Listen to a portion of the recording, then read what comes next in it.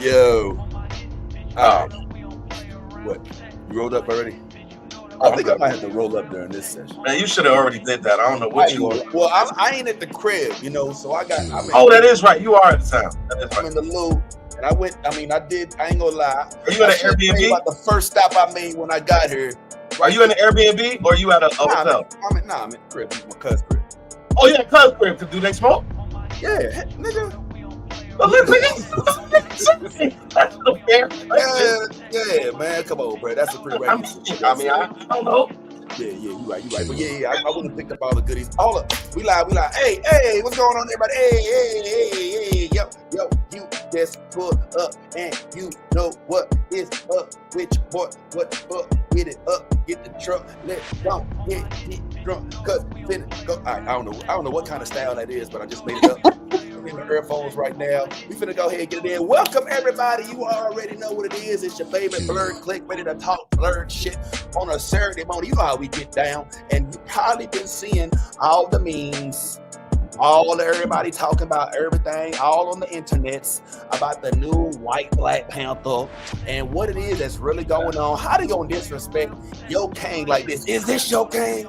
Is this your king? You gonna let him do you like that, homeboy? We gonna discuss this, and there's a couple of things that's going on in the mix.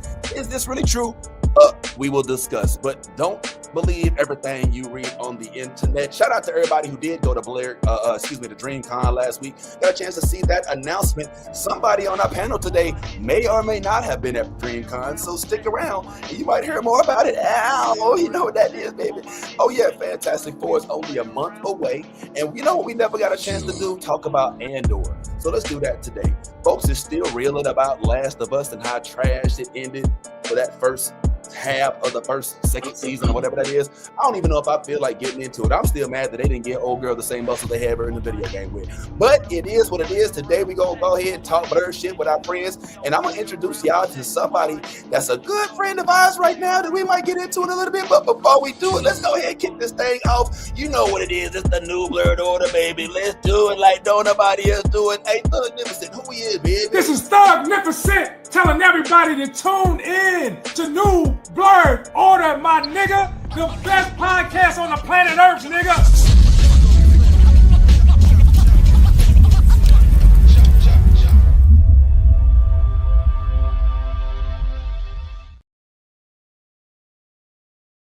Alrighty, guys. As we said before, there is controversy. There is gnashing of teeth and weeping amongst the blurred community as it has now been unveiled and revealed that there is a new White Black Panther. Can you believe it? They trolling us, y'all. They trying to get us like that, you know what I'm saying? Because they know how he is in the fields about our T'Challa. I know you ain't trying, not my T'Challa. But it turns out there may be more to the story than everybody knows. Let's get a little bit into this for a second and let's see what everybody talk about. So Chad has become the Black Panther. The meme has actually become a reality because in the next Marvel Knights series, Storm dies in a race war, and in order to continue the bloodline, T'Challa has a child by a Caucasian woman. He doesn't raise him. The boy's upset, comes after him for the throne, challenges him, and apparently takes the throne as the new Black Panther. See, this is why Black indie comics and Blurred Station exist. It's because at any given time they can change this because these characters aren't yours. They're not. Now, that's one way of looking at it, and that's definitely what's happening. Not really a full explanation of what took place. Here's another explanation that may provide a little bit more context. So, yeah, that happened. So, incoming spoilers for The World to Come #1 that released yesterday. The World to Come is showing what happened in Marvel 25 years after the Marvel Knights launched, which revitalized a lot of characters like the Punisher, Daredevil, and the Black Panther. In this story, we learned that the world is pretty much in shambles due to Wakanda and T'Challa's son. The story's being told in reverse chronological order. We also get the fight between the two to show how he got the man. And the big reveal at the end is that T'Challa's son is white. And when I tell you people have been losing their ever-loving mind over the last few days, I thought that this was going to be like some crazy thing, but no. And I'm sitting here like, really, y'all? Come on. This is being written by Christopher Priest, the same man that redefined the Black Panther. Everything you pretty much know about the character now, this man did, from the Dora Milaje, Okoye, Nakia, Everett Ross, and how we think of Wakanda now. That came from this man. Do you really think he does not have a plan for this character and why this is happening? This is the same man that introduced T'Challa's white brother, the White Wolf. If all y'all wondering where Bucky got the nickname, that's this dude. And the issue is actually really good. Quesada's art is beautiful and it just looks brutal. And Priest, you can tell, has been planning this out. Plus, this is an alternate world in an alternate future. And the miniseries is 6 issues long. As I've been saying, and Priest I trust. Watch this be a complete fake out and T'Challa actually have changed his black son into a white guy. Ain't like Marvel ain't done it before. The Black Panther is white now. Yeah, that happened. It is true, and it's still crazy, and we're still kind of dealing with it. But if you're a reader and if you've been following comics for a while, you'll know that comic book creators like to shake things up every now and then. And sometimes you could agree, and sometimes you may not. But I just want to introduce y'all to somebody who did read the comic. This lovely young lady right here, Dad actually attended the DreamCon last week as well. And huge Star Wars person here to discuss with us our lead. I want y'all to help me welcome for the first time, and hopefully not the last, the one and only Lady Mandalore in the head. What up, Lady Mandalore? Oh, look at me. Excuse me, hi. Good morning. How is everybody doing today? I just want to prove that I'm a real fan. So I just have my lightsaber up here. All my mic equipment and shit is in the way. So if I do my spins, I'm gonna knock something over, and then that's no more me. But good morning. Hi. How is everybody doing out there? You walk around in the morning with a loaded lightsaber, a great one at that, Miss Lady Mandalore. That's how we start our mornings. And she just gonna hold it up to you. She doing the Eric Davis on you. She does, yo. But anyway, it's good to see you. How art thou this morning, Lady Mandalore? I'm good. I'm good. It is hot as shit. It is hot as a motherfucker out here in New York City. It feels like summertime already. All I need is let me be polite. Anyway, New York is New Yorkin'. But I feel great. I need some coffee. If y'all are not prepared for the amount of energy that I have to expel this morning, buckle up, Buttercup. Oh no, we ready. We appreciate you, Lady Mandalore. So listen, before we get into your experience at DreamCon, before we get into all that's going on with Andor, I thought we'd start with our lead this morning. And sure. Our lead is the actual White Black Panther. So go ahead and make way for my new graphic for the Justice League.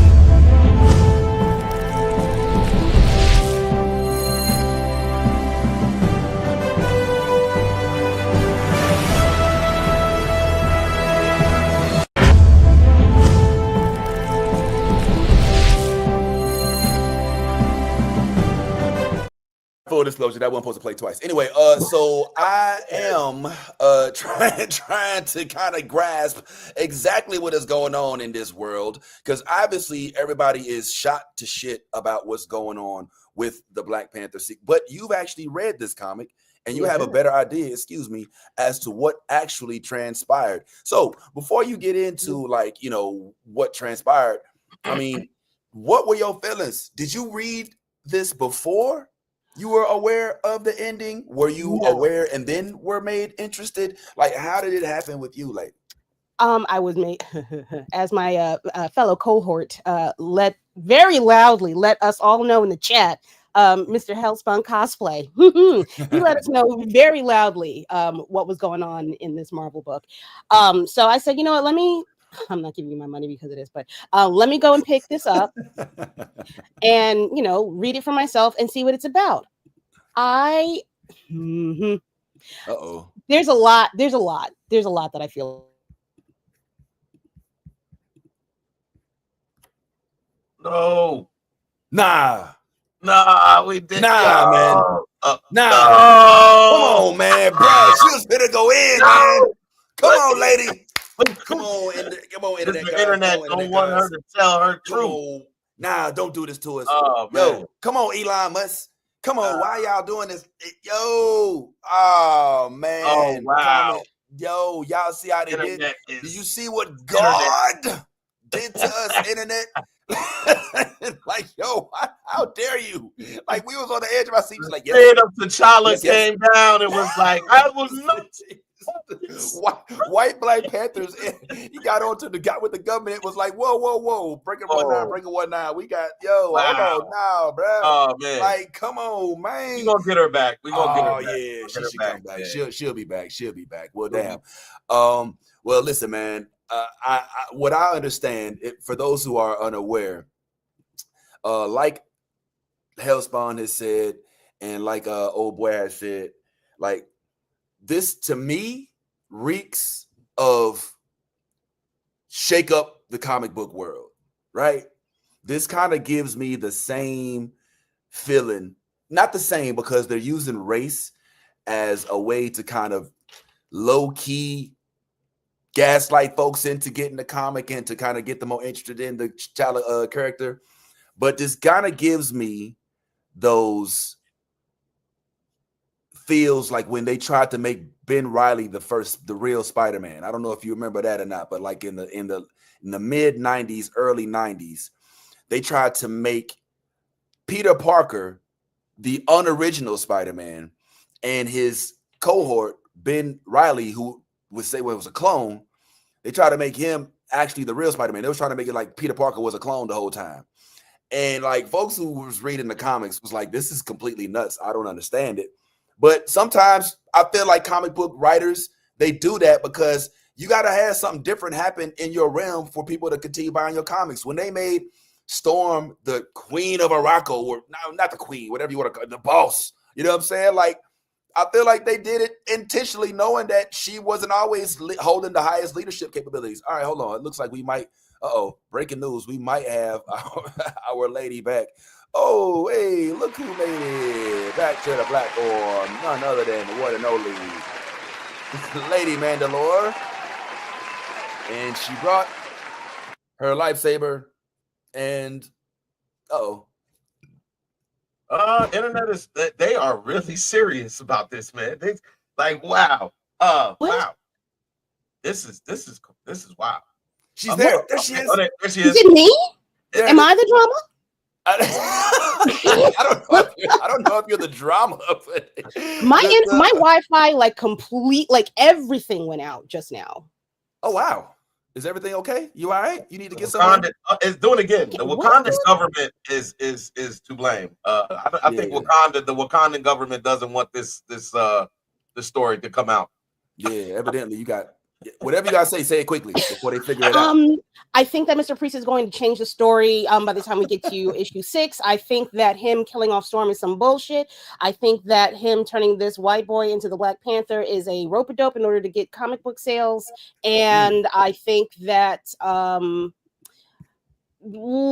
think that Mr. Priest should know better in this particular climate than to write a story like this.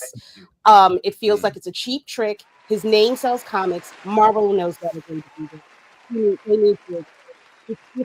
The story overall will be great, but I think that execution a little bit trash. You could have found another way to do this, my guy. Could have found another way. What's the all right? So a couple things. Hold on, real quick, Vince. Can I just air high five? This is my air high five to you, because you said exactly everything that I was feeling. So go ahead, not go ahead. Everything I was feeling. Well, let me ask you this. I mean, a couple things. So this isn't canon, right? Correct. This isn't 616. Correct. Right. This isn't even this timeline. I got one more piece to say on. I got one more piece.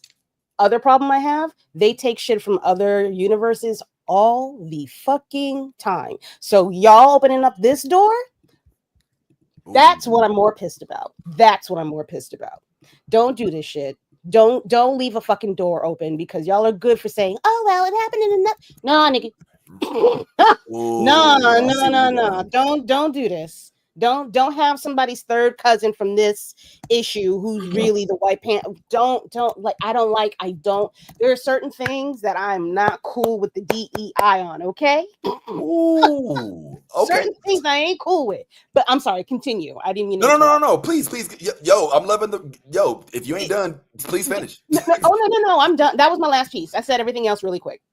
Okay. So one of the concerns here is that this can be used as race bait, as kind of like as gaslight bait, right? For the opposition, so to speak, to use as like, hey, well, look, White Panther was in the, you know what I'm saying? So why we can't have a blah blah blah blah. But you said something very interesting, because I like to look at things in perspective. You say you think it's going to change. You say you think it's not going to be like this.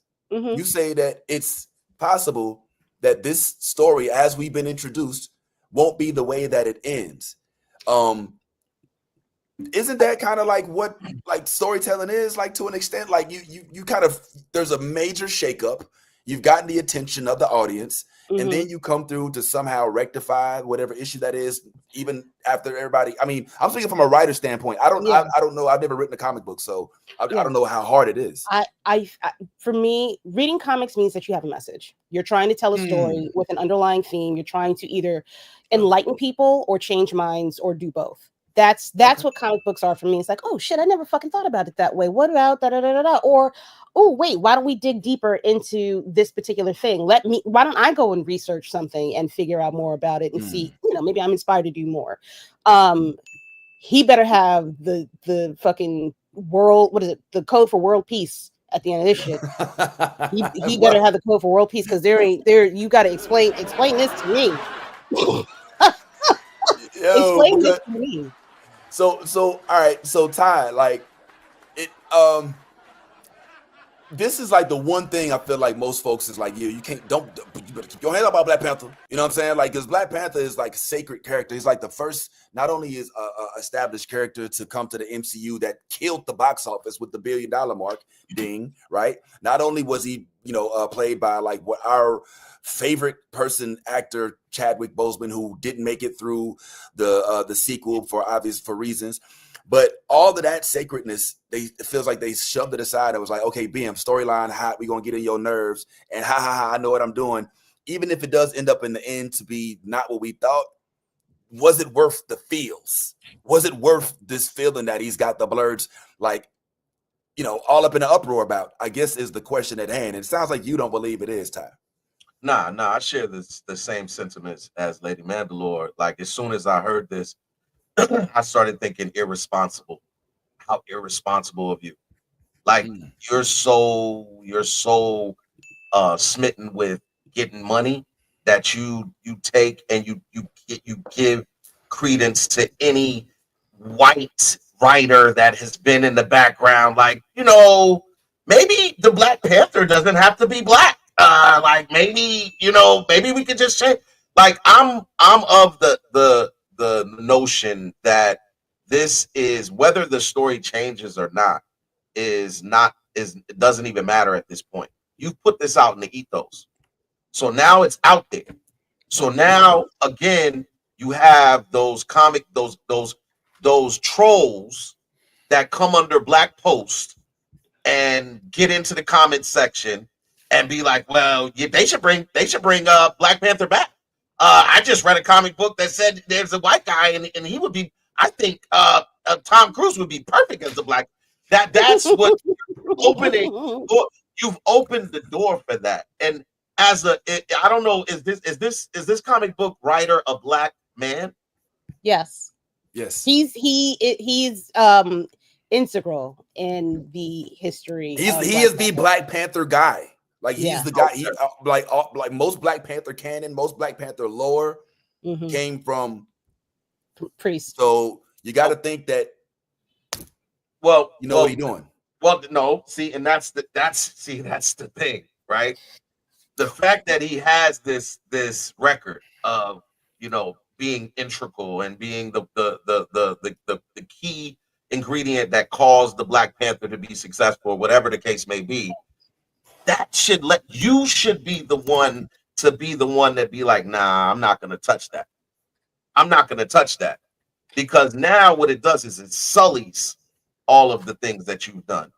Because what it does is it's like that plant that the slave master would put in there with the other slaves to get all of his information for him, and then go in there and kill all of the slaves off because you didn't know that the person you were sitting next to was telling everything that you was talking about as far as trying to revolutionize or escape or everything. Oh, well, how did the master know? Because my man right here is the plant that was put in there. And this is what happens a lot with this is what happens a lot in the industry. And so for him to be that much of a cash grab to where you would put this out there in the ethos that there's a possibility, especially I say this, especially with the Black Panther, because the Black Panther, the comic book character, is one thing. The Black Panther that we saw on screen that died to make a movie that we could feel and put ourselves in a way where it's like, this is the first Black hero that we looked at as a culture, and all around, 360 degrees, we all said, yo, we're so proud of what he was able to do with that character. Like, we're not talking about the Meteor Mans. We're not talking about the Blank Mans. We're not talking about the Hitches. We're not talking about none. I mean, not the Hitch. What's my man? What did Will Smith play? What was the character Will Smith play? Hancock. Not the Hancock. We're not talking about them. Those are our heroes and great, and it was cool and all of that. But with what Chadwick Boseman was able to do with the character of Black Panther, there's a reason why he's respected on a whole nother level, and why Marvel and Disney decided we're not going to continue the T'Challa story, because this man, it's putting so much pressure on the actor who comes behind him to try to compete with that performance. It's a lot. So now we got this White Black Panther thing, and then you get the first thing you see is memes talking about Ryan Gosling would be perfect for the Black. Like, this is what I'm talking about. To put that out in the ethos, and now knowing what Lady Mandalore said about the fact that we have all these multiverses, you think this is not something now that the writers' room is like brooding over? Like, oh my God, we didn't even think about this, but this could be great. This could be great. We should do it in Doomsday. We should add a White Black Panther. Like, come on, man. Like, yo, if that happens, yeah, man. Like, and I hate that us as Black people haven't understood the old banana in the tailpipe trick by now. Because the first thing that one dude said was, oh, this comes from the respected writer of all the Black, so we know he knows what he's doing. No, that's the whole banana in the tailpipe trick. Like because the car ran when you went upstairs, you think it's all good. When you come back downstairs, that's not how it is. That's the whole purpose. And you think something is a way because this person has consistently been about this. But what you fail to realize is humans are not infallible. We fuck up one day. Some days we wake up and we want violence. We don't know why. We just woke up on the wrong side of the bed and we feel like we're gonna do something crazy. And this was him waking up on the wrong side of the bed. Like, you know what? I'm gonna do something to shake things up. I'm gonna make the Black Panther a white man. Okay, all right. Now, I know I'm gonna get a lot of hate for this, all right? And I'm not trying to play the role of contrarian because I'm not trying to say this is good, all right? But what I do like to do is explore what led to this outcome, right? Yeah. And I'm trying to think what's going through Priest's mind. Now, all of us have been to a comment section at one point in time, and we've seen folks of the other ilk of lack of melanesia, right? Lack of melanin, all right? Sitting there talking about, oh, well, what if there was a white Black Panther, right? Well, you wouldn't like that, now that you're taking our little mermaid, now that you're taking what about a white Black Panther, man? What if we did a white Black Panther, you know what I mean? And like, you can see Priest like, God damn, how long are they going to keep using this? Like, so, okay, why? And so what if there's a universe where he's like, I'm going to take this argument from them. You know what I mean? Like, fuck the bullshit. Like, they keep bringing up, okay, so there is a White Black Panther, and he sucks, and he's trash, and he gets killed, and he was bloodline of T'Challa, but he showed that even when he gets the mantle, that he fucks it up, and he don't know what to do with it. And therefore, we've even proven that y'all suck at even handling the Black Panther mantle. Like, I'm not trying to say this is something he should have done, but I'm trying to think from the mind of a writer, is there an ulterior motive that we have yet to be hip to that could potentially lead to an outcome that we don't mind as much, that right now we only see the headline as the issue? I don't know. I could be making a lot of bullshit out of bullshit, but I like that, people are saying, that the blacks aren't liking the White Panthers, and and now I don't understand, the White Panthers, Oh, don't do that. Oh, don't do that. Because we got to the DEI, we've got to get the White Panthers into the Marvel comics, and the beat rows. Oh yeah, all that. No. Lady, I want to point something out. I think what's getting lost in the sauce is the fact that the very first panel in this comic is, am I wrong? I might be wrong. Is T'Challa on the throne? It may not be T'Challa, but anyway, it is an African man that is sitting on the throne at the end of this, and it is 26 years after the world to come. So this is after we find out that we've got a White Black Panther. I think that is something that is getting lost in the sauce here. So something happens where this white boy is not a factor to a degree, or at least he's not on the throne. So I'm very curious how we get back there. The problem with that is there's literally nobody else on the throne. Where's anybody else? That is a problem that I have. And I think that also leads into my theory. That's not his genetic son. That's not his genetic son. So I think it's a lot of playing with and there's also the point in the story where T'Challa's talking to his mother about her finding him on the street and him just happening to be part of the bloodline of the king. So I think there is a lot of that going on. I have a feeling that the woman that he marries after Storm, I might be giving up a lot, is pregnant with somebody else's baby. Wink, wink. And that is how we get here.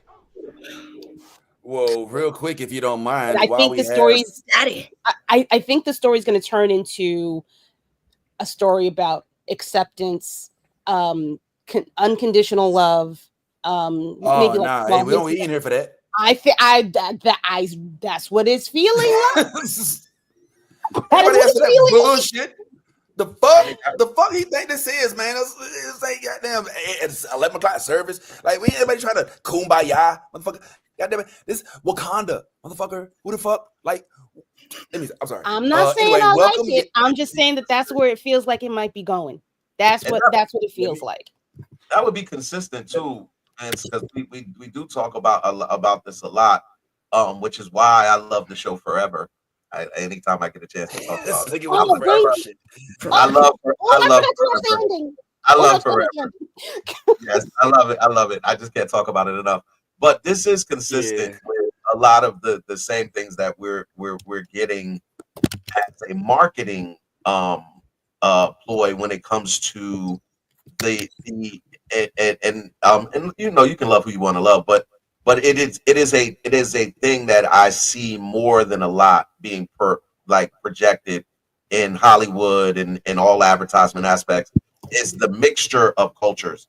So it's like anytime you have a black man on screen, he's opposite of a white woman or a person of opposite color, and vice versa. You can flip it however you want to flip it. But it is something that is intentional and something that has been consistent throughout the last at least 20 years. So the fact that he's introducing this it's not for me, it's not out of the norm.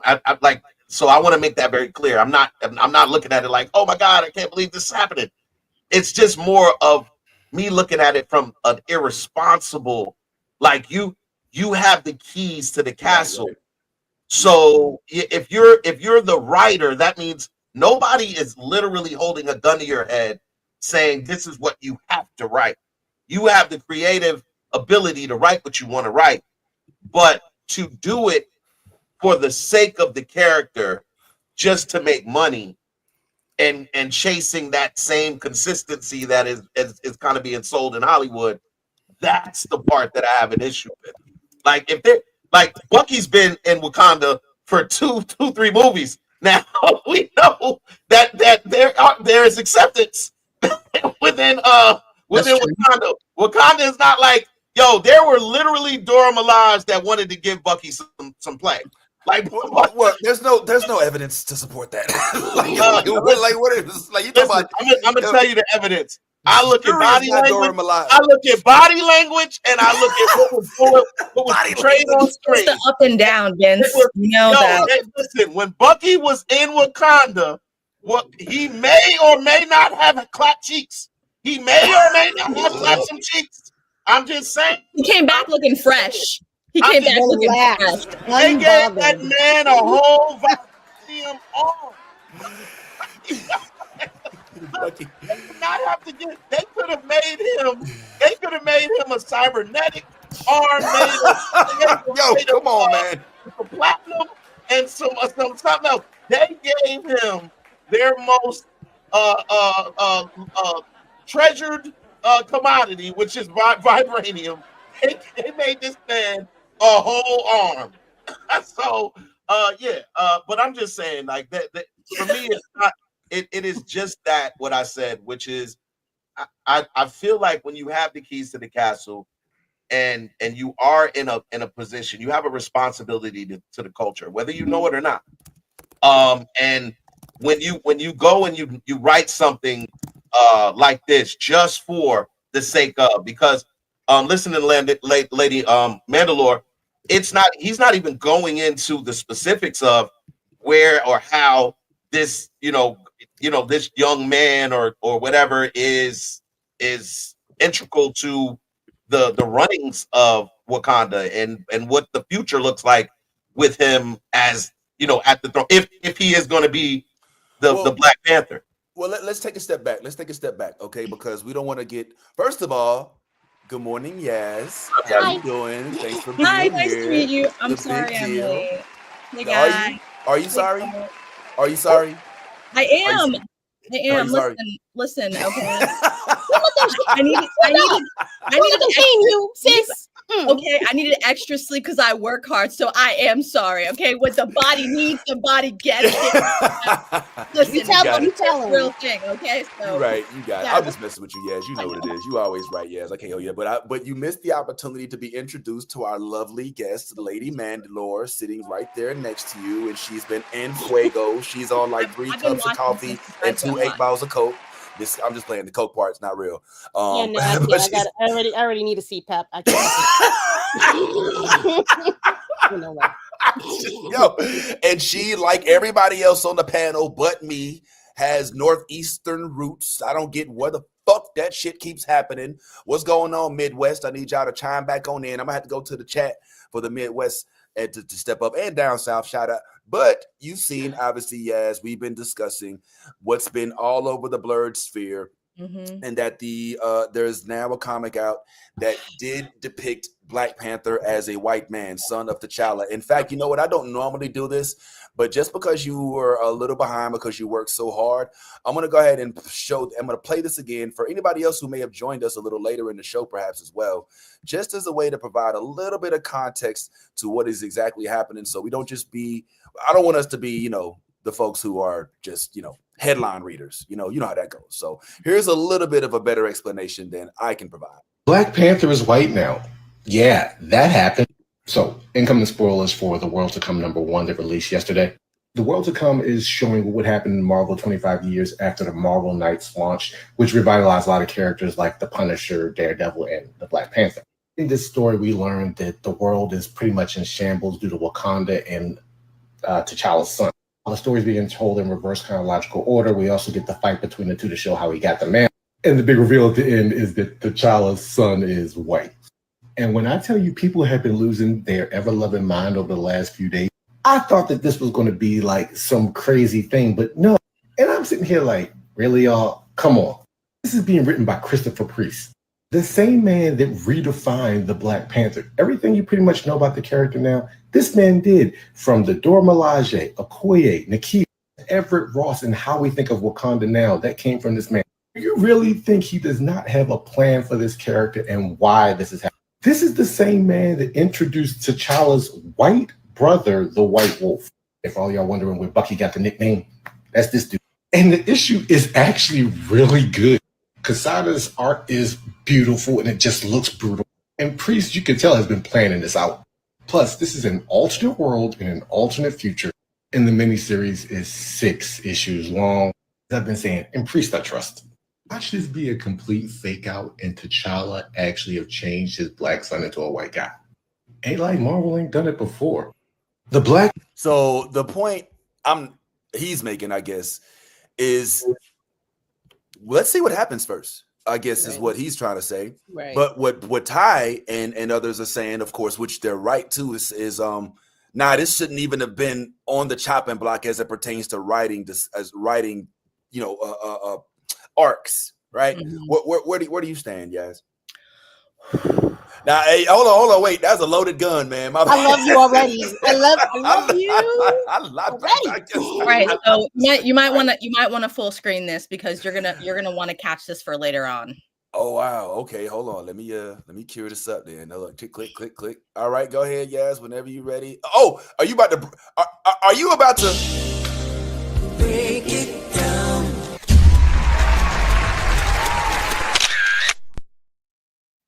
I'm sorry, but did you just say Black Panther has a white son? Who is the mama then? Because as far as we know, I don't see no non-melanated women in fucking Wakanda. So I just want to know, like, who's the mama? Okay, yeah. This type of shit. I'm not gonna lie.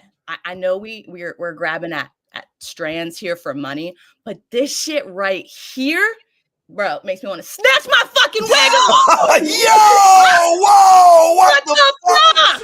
Yo, we just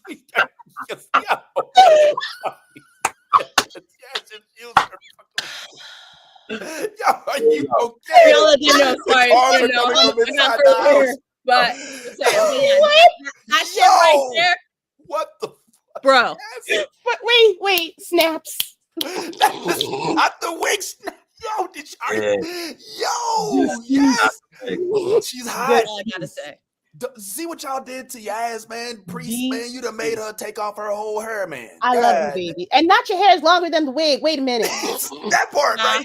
I mean, it might if you stretch it, but well, but she brings up a good question though, Lady Mandalore. And since we do have the delight of having a lit major here in the mix, who is the mama? Did they expound on that in the comic? Yes, she's the woman that was supposed to marry T'Challa before Storm and left her high and dry at the altar. And so, she was kind of type salty about that whole situation. She is light-skinned in this whole situation. Hold on, wait, light-skinned as in She's black. But she has a white son. See, that's why. See, this is the part I'm talking about. Like, that's why you understand why I'm saying what I said. You see what I'm saying? Like, you see, like, I feel like you gotta. Okay. All right. Wait, hold on. There's a very specific panel in this comic. T'Challa runs up on her like that, but basically finds her. She's a jazz singer. Finds her at this club. She's just about to leave. He pops up a ring. Is like, I want you to marry me. However, there is a panel just before that entire situation where she's coming out the club. It's rainy. It's falling. There's a gentleman holding her umbrella. It's her driver. And she's looking at him like this. Like, okay. Mm-hmm.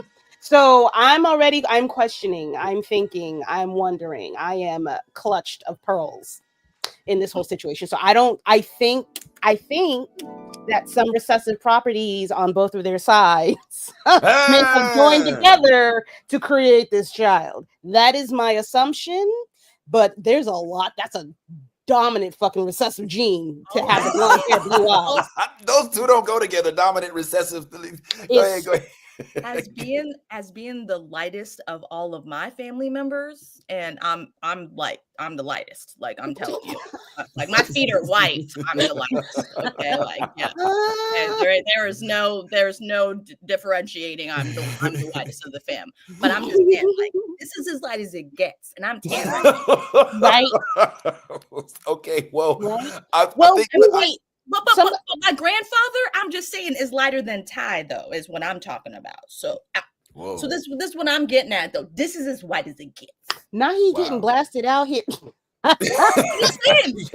like, you can't let me roll up in peace, man. God. He's like Austin's color, my husband's color. Like, you know what I'm saying? Like whoa. That. Yeah, they're like tan. You know what I'm saying? Like, you're not sure, depending on yes. Somebody in the chat actually brought up a good point. Look at Drake's son.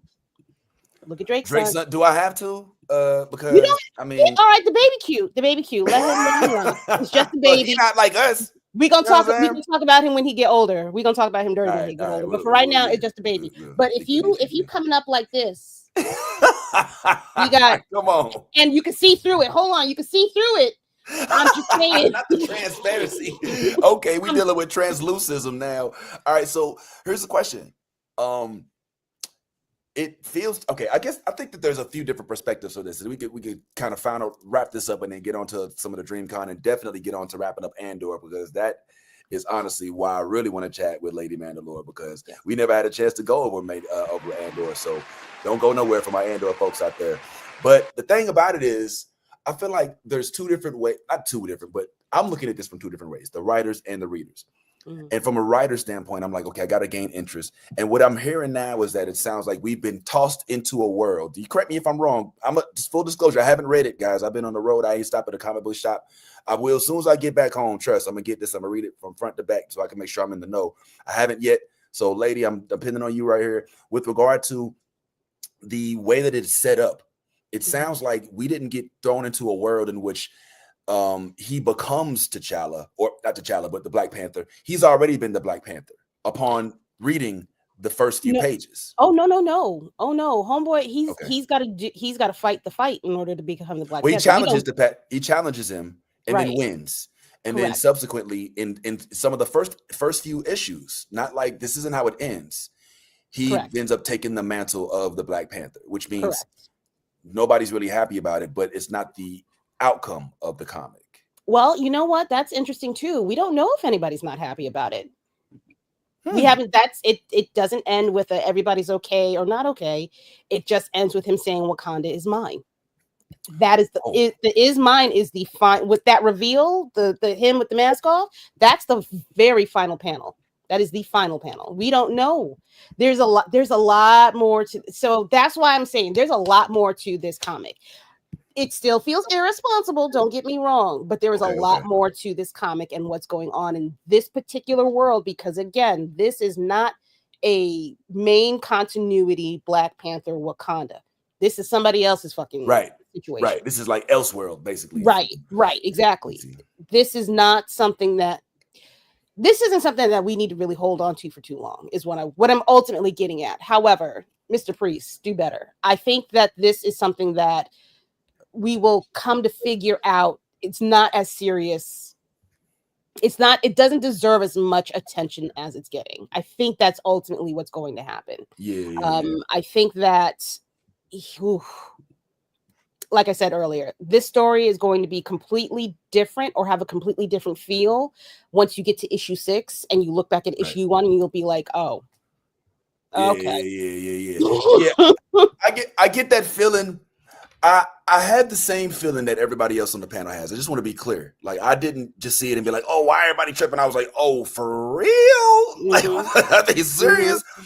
But then my mind just got too deep into, okay, what really is happening? And I think that's where I'm trying to stick it so that I don't just sit here and get mad and fuck around and snatch my wig off. Because God forbid me expose my whole bald head in this bitch. We ain't never gonna let that be a problem. So I think that I want to see what happens. I'm not going to allow myself to be gaslit. This is a failed attempt for them to gaslight me. I see why it was done. I don't think it was done for the right reasons. I think that it was irresponsibly done. I think that it was using race trauma as a way to sell books. And that's it for a Black man. You got to be very careful about delving into those realms.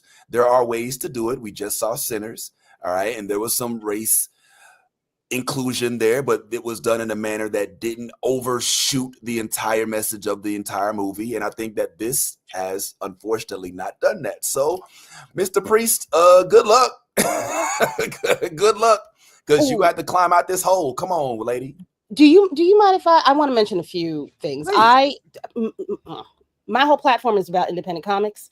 I would like to mention a few that if y'all would like to not be rage baited into some shit, you can pick up or look into a few of these different publishers. Image Comics is more mainstream to me now. However, the people that write those particular issues in books, they own their IP, so they can go wherever the fuck they want. They collect the check. Midnight Comics is another publisher that I love. They are my favorite peoples. Ray Comics, RAE Comics. You have, I'm forgetting, Next Step Comics. You also have, I'm losing it, Stranger Comics. They're very popular. If you want to get into this character called Niobe, Black women, Black men, blackity black.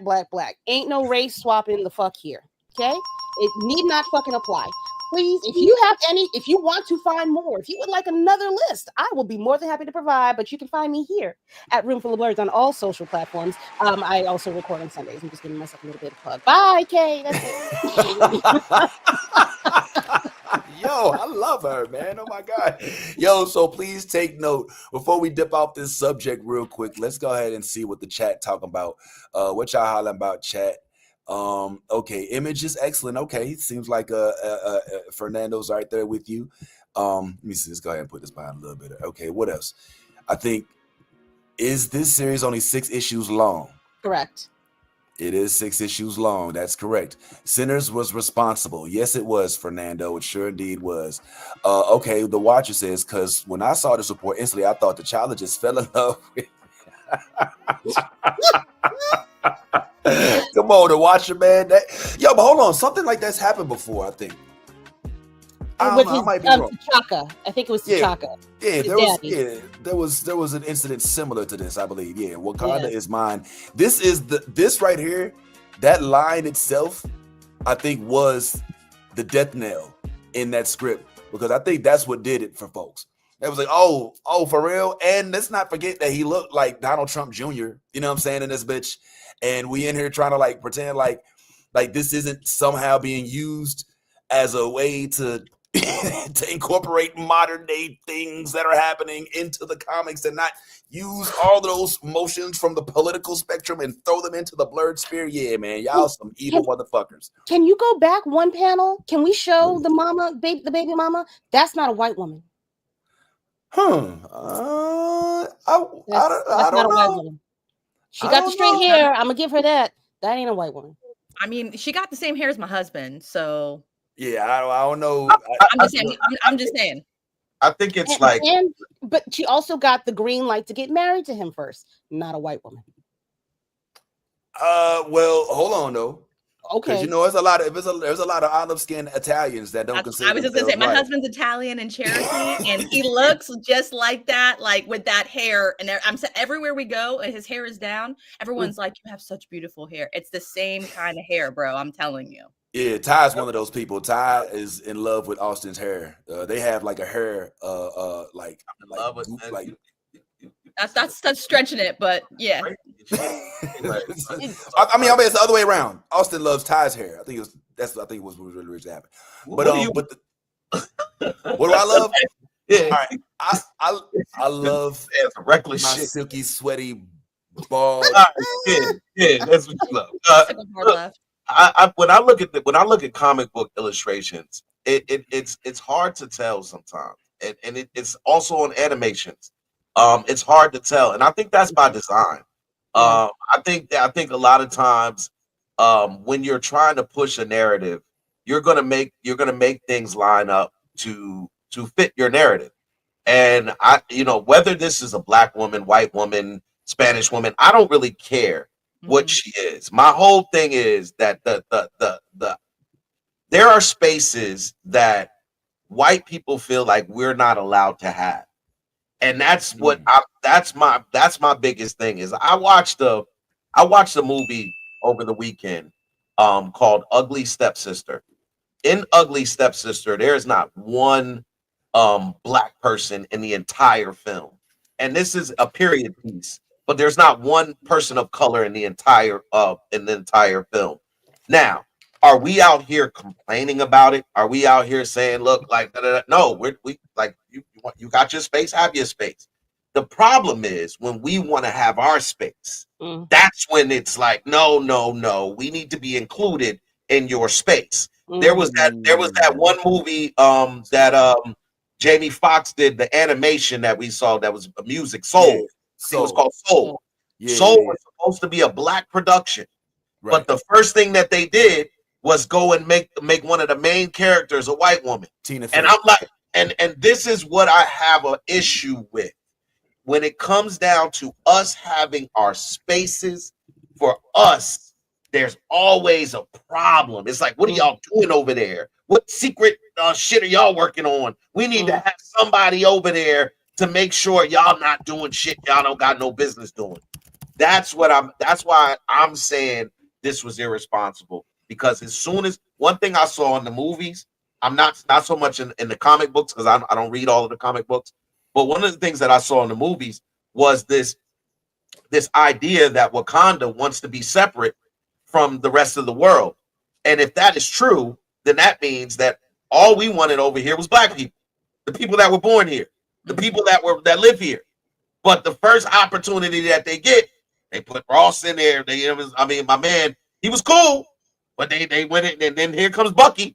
Like, I'm gonna need to stay on y'all's island. Hold up. We said we don't let people stay over here that ain't from Wakanda. But we'll make an exception for you, Mr. White Man. This is my problem with those spaces. When we try to occupy a space and do something for us, there's always an intentional integration that needs to happen in order for our projects to be released. But it's not the same on the other side, and that's all I'm saying. This is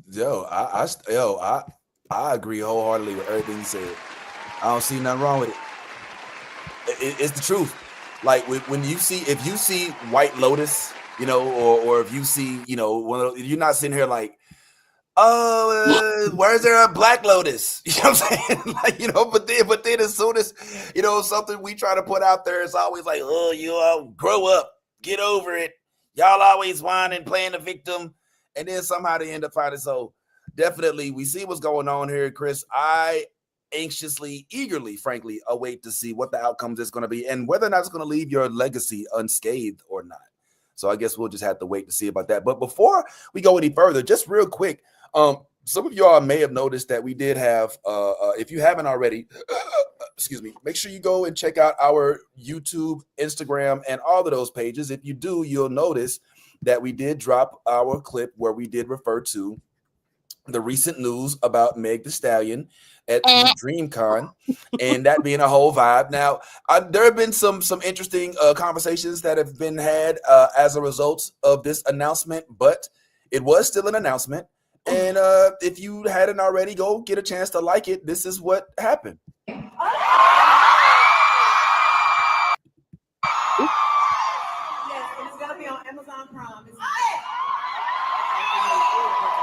I'm about to come out with my own anime. Yes, it's gonna be on Amazon Prime.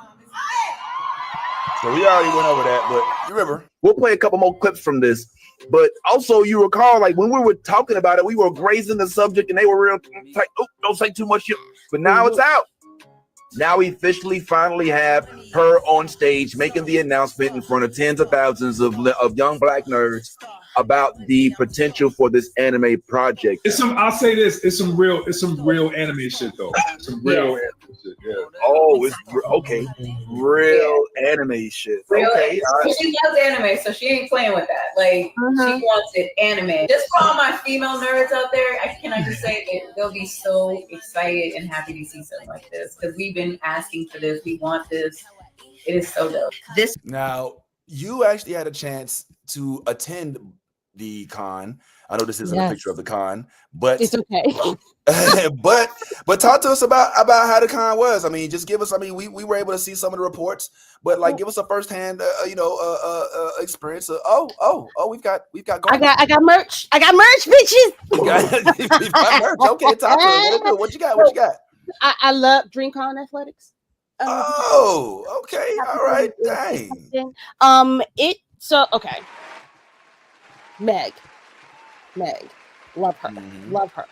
When she took the stage, it was a wrap. It was MegCon for like a good hour. I was so glad I was able to sit up front row. I saw all that shit. Yo, hold on. You was front row for the announcement? Front row, bitches. Shout out to my cohort, Safari TV. Him with the tripod. He had that shit direct on her for the whole thing. Loved it. Dude, Safari. Yes. He is. Y'all need to have him on the show. Yes, we do. That moment was a lot. Like her just being there and in that space. I don't want to say it validated it, but it felt like a puzzle was completed. Like she absolutely needs. This is her hometown. She's the anime queen, daddy, everything. She needed to be there from DreamCon year one, in my opinion. Right. She absolutely made that con so much more fun for that particular day. I don't want to. There's so like I don't want to get into the bad shit because it was a lot of fucking noise for no goddamn reason. It was a lot of noise for no reason. But I'm glad. It's fine. It's fine. No. No, don't do that. Don't do that. No. Okay. She as usual came out, did her thing, showed out, and gave us more than we were expecting. She was there all 3 days. I didn't get to see her anymore after that, but that's okay. Being that close to her and watching it clap one time. Where's the footage? Where's the clips? So twist the knees. Okay. The knees. Wow. Come on, man. But outside of that, DreamCon was great. Shout out to Carl and Love Jones. I love them. You did an interview with them one-on-one in person at DreamCon at one point. Did you not? Yeah, I got it out the gate. I was like, I gotta get. Yeah. That's awesome. That's crazy. It was. I'm like, oh shit, this is legends. Oh shit, I gotta get this right. Let me take a breath. Breathe, release. They are the most amazing fucking people. You could not make you. If you try to hate them, I'm gonna hate you twice as hard. Okay. The fact that they are working with Meg and didn't tell me is amazing. I want to talk about it so bad.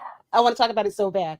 But what's coming is going to be amazing. What's coming is going to be fucking amazing. It's Crunchyroll. Y'all fucked up. Y'all fucked up big time. Y'all fucked up. You should have snatch grabbed this bitch quick, fast, and in a hurry. Fuck her being on an award show. Y'all fucked up. Okay. Well, talk to us about that. Why do you feel that Crunchyroll messed up? I mean, this is going to Amazon only? So I mean, were they trying to launch it exclusively on Crunchyroll? I don't know who was trying to get it, but they dropped the ball. If they didn't even bother to ask, they dropped the ball. They dropped the ball. It's I think this is going to be next level. If you can go to Martian Blueberry, or we are We Are Martian Blueberry. Yeah, We Are Martian Blueberry. Right. Go to their Instagram page. They have clips of the video that they did for Meg for, I think, was it Never? I'm forgetting the name of the video. This is what's coming. This is what's coming, and it's but cleaner. This is gonna be some next level shit. It's gonna be some next level shit, bruh. Is it weird that when she said butt clean, I didn't know if she meant like butt clean or I was like, how clean is the butt gotta be? Like, all right, but She was like, You're "What?" muted. I was like, "Man, that ain't the Meg I know." Talk about some clean butt on it. Let me stop. But yeah, man. Well, I think that look, we all express. Oh, muted. go ahead, Ty. Go ahead, Ty. I think he hit M. Oh, I did not know I was muted. But listen. So with Crunchyroll, I feel like Crunchyroll thrives off of the fact that they have English dub versions of Japanese animations. If this is already in English, then Crunchyroll really wouldn't have been the platform for it to I mean, like, cool. It's all anime. We know it's all anime access, but most of the stuff that I see on Crunchyroll is basically English dubbed from Japanese animations. So, like, with this being already an English animation and already coming in with English, I don't know. Maybe that's why Crunchyroll wasn't like, you know. Oh, yes, I was, sir. Hold on. You want to talk to us about the shit you can't talk to us? No, hold up, nah, man. We want to know, bro. Tell us some shit you ain't supposed to tell us about, man. Who had the thing? Y'all straight, y'all all right, y'all cool. I think that Crunchyroll is it could easily have dubbed this. I think Crunchyroll could have done this very easily if they wanted to have it. They did it, what is it, straight from Japanese to English dub for Don. So what's the problem? What's the problem? They've got it. They know where their money is at. That's why they're releasing all of their movies over here in America. That's why they're trying to collect a check over here. They don't do that over in Japan. Their stuff is still chilling on whatever streaming platform that they happen to be on. So I call cap. This is not a hard sell. This is not a hard sell. It's just, who do you want to animate it? I think that's where they probably got a little bit Brussels, or maybe a little bit hesitant, or take the whole shit out the equation. Take Crunchyroll out of the equation. Maybe Meg just wanted it to be with the people that she selected. Maybe she saw the work over here and was like, "Oh no, I only want to work with XYZ." Right. All I was saying was Lady Mandalore. Amazon Prime is a public. Is more like, I mean, it's not public. It's not public, but it's more accessible. It's more accessible. It's a larger streaming network than Crunchyroll. Crunchyroll is specific to anime, which then gives the viewers of Amazon Prime shows an access to this anime, is what I was saying, with more than just it that it's in English. Yes, I was specifically saying that Crunchyroll does do a lot of Japanimation to English dub stuff, so because a lot of it's not as accessible everywhere else. Like if you go on Amazon Prime or Hulu, you'll get the Japanese version with the subtitles, but you won't get the English dub as you would get on Crunchyroll. That's what I was saying. Okay, I get you. I see what you're saying. What I was saying was, with regard to Crunchyroll, I just assumed that your average American, and I hate to do the American thing because I know we're not, we're not all that matters, but most Americans, of which I almost said Meg is, they use their apps on the phone to watch most. And is Crunchyroll even still an app? If I'm not mistaken, it's an app now. Okay, all right. The app is still a streaming service. The point I was gonna make was, like, I get the sense that Crunchyroll will be around for the anime head, right? But Amazon Prime is more for just the casual watcher.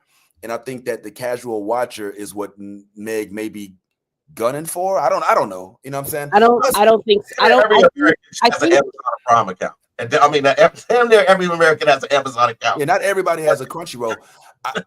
But I think that you're right. Would have been a great addition to Crunchyroll's catalog for them to be able to be exclusively dishing out Meg, and for folks to have to go to Crunchyroll in order to access it. So yeah, ball dropped 100%. I don't think it's gonna. I wonder whether or not it's going to impact the viewership of it, though. At the end of the day, we'll have to see. I am very curious about. Go ahead. I was going to say, I don't think there is. I think the casual viewer is dwindling because once people realize that, look at DreamCon, How you change your venue? What they've been around for 5 years. You've had to change your venue damn near every year in order to accommodate the amount of people that are coming through. And you are you were initially started as a con for Black people to chill and talk about anime. It's it's not just a casual viewing. If you find the right anime, or if you jump on the right bandwagon, One Piece, you will absolutely explode. It has exploded. It's been 10 years, and you can't go anywhere without seeing a trailer for a new show, a trailer for one of their movies. You see kids back in Barnes and Noble, chilling in the stacks, reading the animes. I'm seeing that shit now. It is. I'm so happy for it. I'm so happy for it. I used to think that me watching anime, I had to do that shit in the dark, quiet, like all the time. Right. I didn't talk to people in my high school, which is fucking wild. I didn't talk to anybody in my high school about the animes that I would be watching. And now I gotta fucking cosplay as fucking Muichiro on Demon Slayer. That's cool. I'm just walking the streets of New York City like, hey, what's up? What's that? I can do that all day long. And that's in the last over the last 20 years. I think the casual viewer is dying. I think it is get on or get off. Like either you into it or you're not. Okay. And wow. That's how I feel. That's how I feel. Well, let me ask you about this, because you spoke of Tafari, right, in his TV, and he had some stuff to say. He did not hold back either. Let's talk about it. Baby. I want us to protect ourselves from becoming the very undoing of the spaces we have worked so hard to create, nurture, and cultivate. We have to be, and most of y'all already are, so it's weird to have to even say this out loud, more self-aware of how we speak about each other and our spaces publicly. I am talking to absolutely nobody on this app. Please stop going over there looking for intellectual conversations. You will find habitual line steppers, ish starters, and bots in blackface cosplaying us. We have our spaces, you know where they're at. Go over there and continue the conversation. But anywho, to constantly use words like scam and predatory before an event even takes place and it's just in the rollout phases is very damaging, because for racist and systemic reasons, that becomes a blanket statement. To you, you're just talking about one event. To the other entities and parties and people that can potentially put in on these events and contribute and improve them, to them it comes off as, oh, everything they have in this realm is like that. Case in point, blurredandpowerful.com. There's a list there of all the Black-owned conventions in America. Some of these cons currently have to jump through extra hoops just to book guests because of another event that didn't even end up happening last year. But because the fumble and fallout from one of us was so bad, everyone else here now potentially has to pay for that, which is highly unfair. Personally, I just didn't get involved in the whole drama because you can only guess and gossip so much before an event actually takes place, and then it happens, and then a lot of them posts end up aging like spoiled milk overnight. And if we're being honest, severely disappointed in a lot of y'all, by the way, because a lot of you contributing to the chatter, the last time y'all were this active and consistent about posting was 3 months ago when BlurredCon announced their theme. Y'all had whole college dissertations, think pieces, and TED Talks at the ready. And just like most things drama related, it didn't matter what side you were on. Y'all ran the topic into the ground so much nobody wanted to talk about it anymore. Then y'all just went with the wind and vanished from my feeds until the Megan thing happened. Bruh, if some of y'all were this consistent and dedicated to your own content, you'd be rich by now. Also for Facebook, highlight, followers, everyone if you're in a group. These are buttons that Facebook lets you use once every 24 hours to alert your followers to an important post. Some of y'all spammed all 3 of these on the daily on these 2 topics. You don't do that for your own content, but this is what you want everyone to be drawing their focus to. I run a Facebook group for a popular Black YouTube channel. Do you understand how ugly and irresponsible it is for me to tag all 50,000 people in there and say, hey, I want all of y'all to look at this negative thing? Grow up. Now, I get it. A lot of us who know the value of these spaces and know what it's like to have not had them for so long, and now that we have them, you want to protect them, and that's okay. We do our best to look out for each other in this community. Blurred Station, we're building a Black-owned streaming platform, but we also host a live stream at BlurredCon every year. This year, we sold ad space during the stream, not just to help us with production costs, but so that vendors could attend the con without having to be there and still promote themselves. Because in this current economy, it doesn't allow them to do shows like they used to. We're aware of that, and we wanted to help.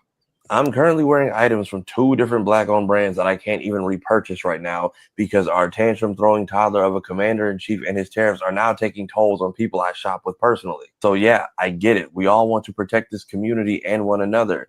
And it's unfortunate because I saw a lot of y'all who were on the same side actually attacking each other, but I know it comes from a genuine place of just you actually caring. If you want to defeat the hate in these spaces, you don't need to attack it directly. You just need to drown it out and post the positivity. And the way you do that is go to these events and then post to your heart's content.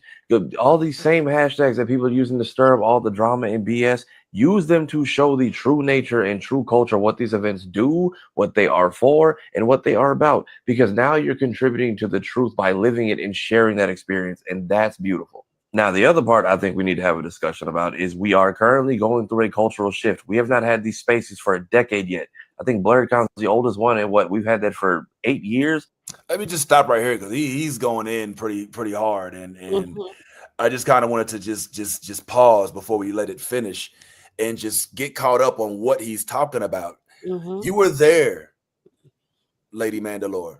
You saw the good, the bad, the ugly, the chaos, and the beauty. What specifically sparked this post? This is your boy. All right. Hopefully we'll have him on to talk about it. But this feels to me to be a conglomerate. This seems to be like a straw that broke the camel's back type of moment. What was the straw? I'm going to try to skip over the majority of it. So Meg got announced.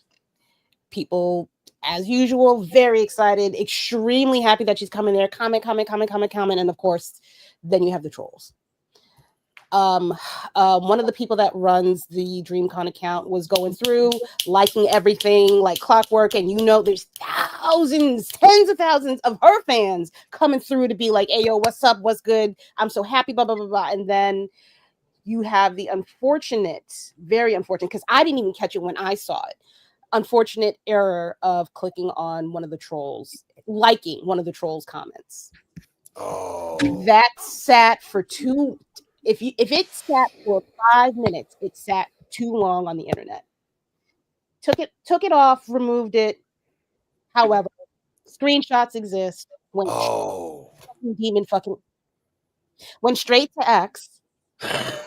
Decided to run with that shit, and it spread like fucking wildfire. And the people that don't give a flying fuck about that convention or truly about Meg ran with that shit.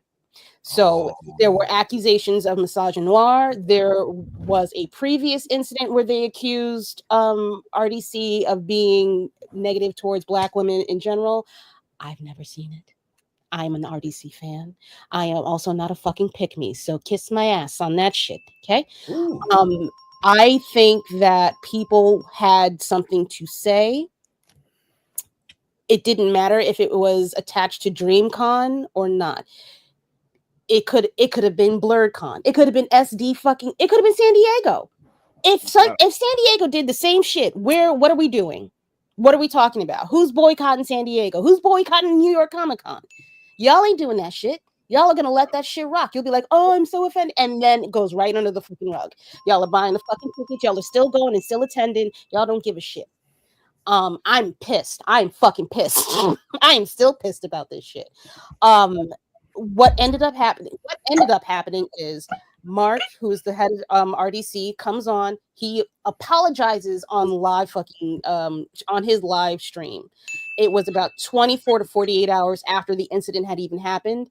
And I'm sure a lot of conversations needed to happen so that it could be disseminated appropriately and accurately without it turning into this whole fucking thing. What happened? Crickets. Y'all niggas didn't say a fucking thing about him apologizing. Y'all didn't say not word one. Y'all didn't quote him. Y'all didn't say shit. I'm not here for that. What kept running was the misogynoir tactics. I'm sorry, I'm fucking clear. The misogynoir tactics kept coming out.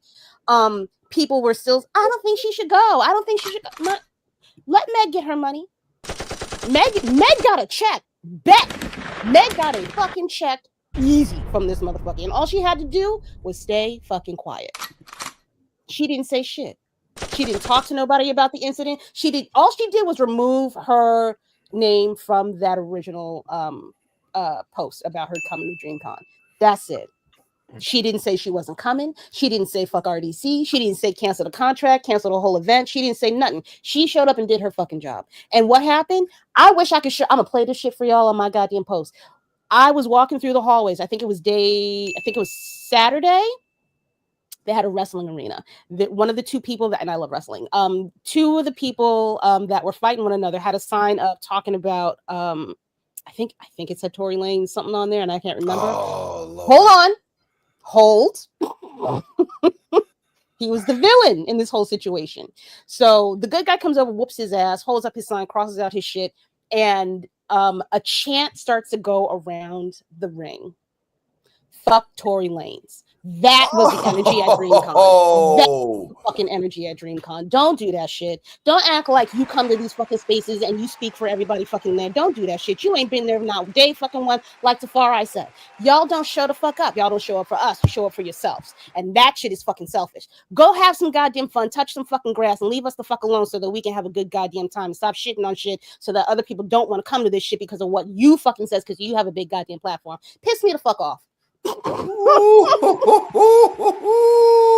Yo, let it rain, Lady Mandalore. Tell them how you really feel.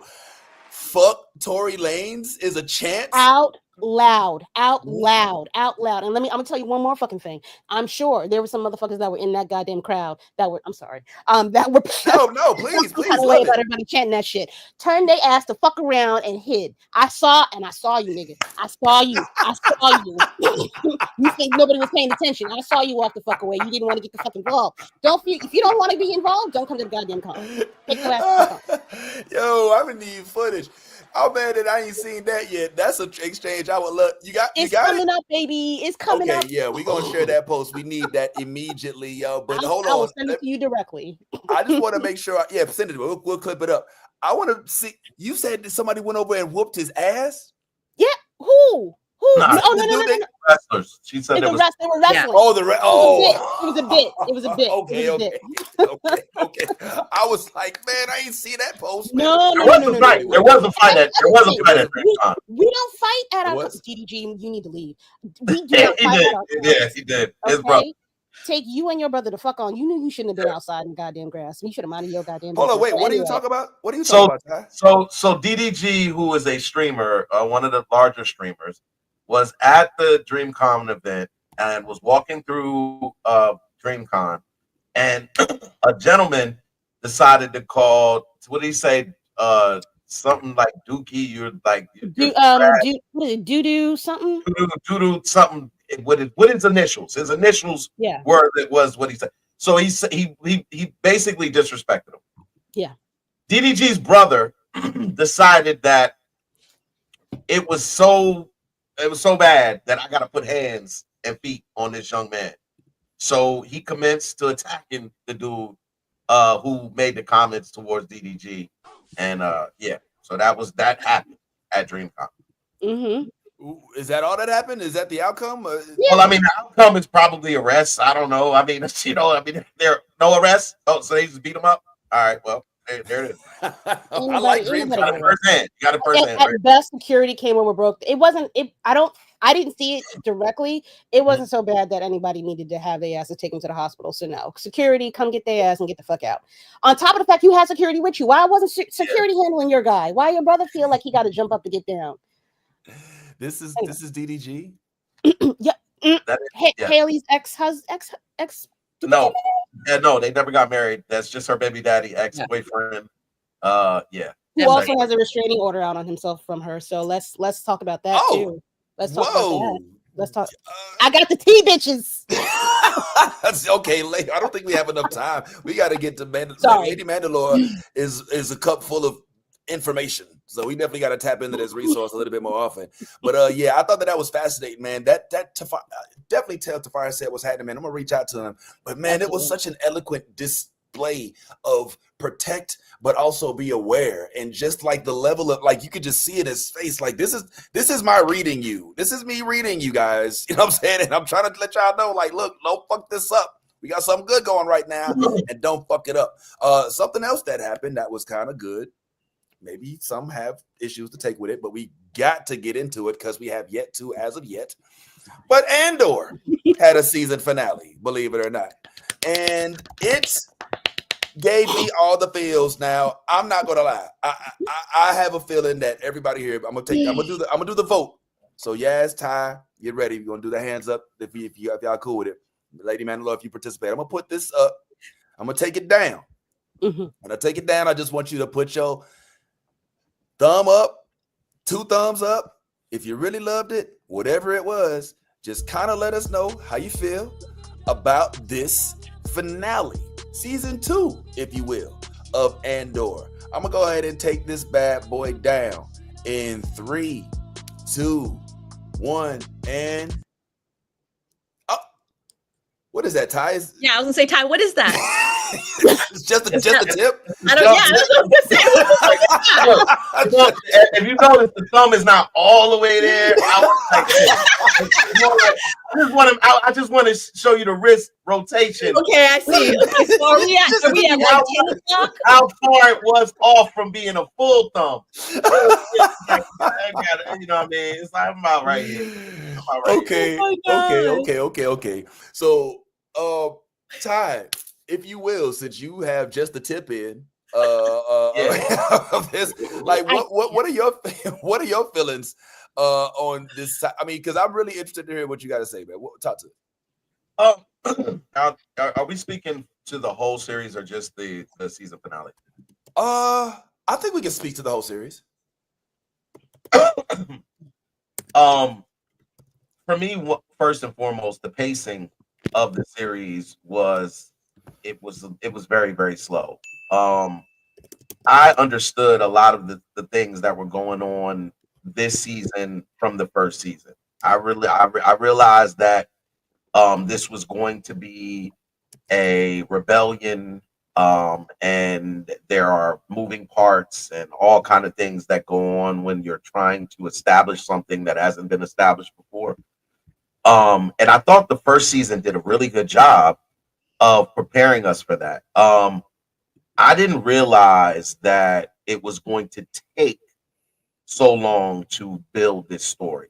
And each episode that I watched, and this was consistent, I fell asleep on each and every last episode before I could finish it the next time I watched it. That's just the pacing.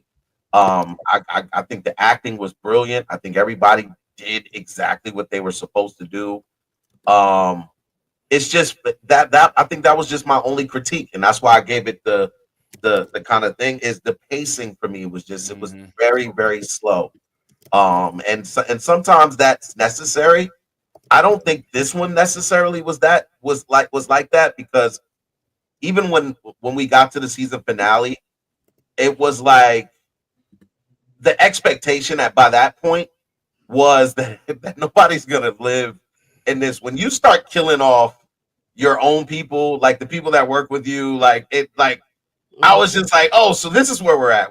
This rebellion is one hell of this is the type of rebellion you really don't really want to join. You're damned if you do, and you're damned if you don't. So if the Empire doesn't kill me, assuredly my rebellion partners will. So as I'm watching this, I'm like, oh, you killed him? Like you killed her? Like it's like I was like, well, what are we doing here? Like, is this a rebellion against tyranny, or what is happening right now? So there were, but ultimately my main critique, so I can stay on subject and get everybody else's opinion, was that the pacing was a little slower than I would have liked. I'm not going to argue with you on that one. The first 3 episodes did take a little bit to get on track, but everything else you said, we'll talk about. Yaz, what's your thoughts? overall, I think the ending was gas. I'm excited to figure out who little baby Cassian is. Just saying, because like, what the fuck? Okay. So that part, I was like, I don't know. My cousin, my husband, and I, we were like just trying to figure it out. So if anyone in the comments can like give me a little tidbit, mucho appreciation, because I'm trying to figure out who this damn baby is now. You know what I'm saying? Yeah, he was in episode 5 sometime. So I'm like, who the fuck was he? So yeah, it was a little slow on the pace. I'm not gonna lie. Like up to episode 4 or 5, it did get better. So I was very, very happy. But the storyline, I think the storyline was the most important in getting all of the details, and that's why it took so long. And they had to spread it out kind of. But all in all, I think it wasn't as great obviously as the first season, because the first season kind of like blew us all. But I'm excited for season 3 is what I'm gonna say. Okay. Season 3 looks like it's gonna be something good. Lady, I cannot wait to hear what you've got to say about this. I've been waiting since the I ain't gonna lie, like I really want to hear what you got to say. So go ahead, don't hold back. Tell us all about your feels with regard to Andor. Yes, I hate to disappoint you. I know there will be no season 3, baby. I know. I know, but I can hope. Okay, I can hope. All right. But I think, but to Yaz's point, I mean, the story still, like, I think what they established was that there is a baby Cassian out there in the Star Wars universe. Yes, there is. He does not have a name. We do not know who he is. No. And that's okay, because first, let me start first. This series was fucking fire. Season 1, season 2 was fucking fire, because they have been trying to hit on marks within the Star Wars universe, and they have been missing. Not everything, but there's some like type shit going on. 100%. In some of their series, a little bit. 100%. I'm not saying it's all bad. I'm not saying some of them are not worth the watch. It's just they did not stick the landing in a lot of their series. That's my boo. This my boo. Okay. I will go back. I will rewatch it. I have rewatched it just because of this show coming on here today, and I'm picking up more and more things and taking on more nuances.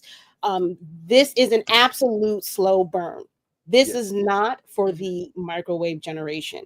If you are on TikTok more than you look up at the people across from you at your dinner table, this show is maybe not for you. This show requires your attention span and attention to detail. Yeah. If you can manage to do that, you will be paid off in fucking spades. I promise you. If you are not a Star Wars fan, this show is not for you. I get it. It's a lot. It's a lot. If you want to try, get into it. This fucking show opened up so many goddamn doors. I can't get into it because I want everybody to get a turn. But I'm very excited as I sit up more up front in my seat. This show opened up a door for things outside of the Holy Trinity that is Luke, Leia, and Han. Yes, thank you. This show opened up doors into other universes?